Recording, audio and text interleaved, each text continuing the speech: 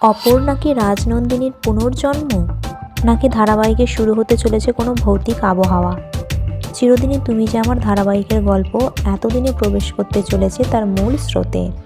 এতদিন পর ধারাবাহিকে প্রথম দেখানো হচ্ছে রাজনন্দিনীর ঝলক, আর সেই ঝলক বারবার কেবল দেখতে পাচ্ছে আর্য এবং অপর্ণা। তাই খুব সম্ভবত এটা হতে পারে অপর্ণাই রাজনন্দিনীর পুনর্জন্ম। রাজনন্দিনীকে খুন করে হত্যা করা হয়েছিল।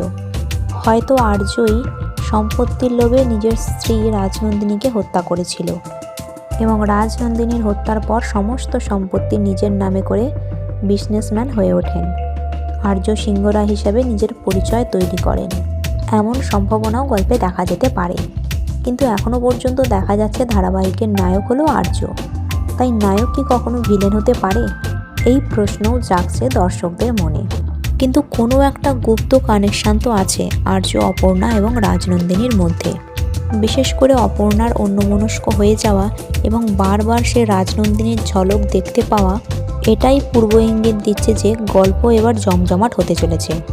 রাজনন্দিনী ধারাবাহিকে এবং গল্পে ফিরে আসছে তার খুনিকে সকলের সঙ্গে পরিচয় করিয়ে দেওয়ার জন্য এবং তার মুখোশ সকলের সামনে টেনে খুলে দেওয়ার জন্য। সো বন্ধুরা, ধারাবাহিকে রাজনন্দিনীর আগমনে আপনারা কতটা এক্সাইটেড হয়ে পড়েছেন নিচে কমেন্ট সেকশানে জানাতে ভুলবেন না। ভিডিওটি ভালো লেগে থাকলে লাইক, শেয়ার এবং চ্যানেলটিকে সাবস্ক্রাইব করে রাখবেন।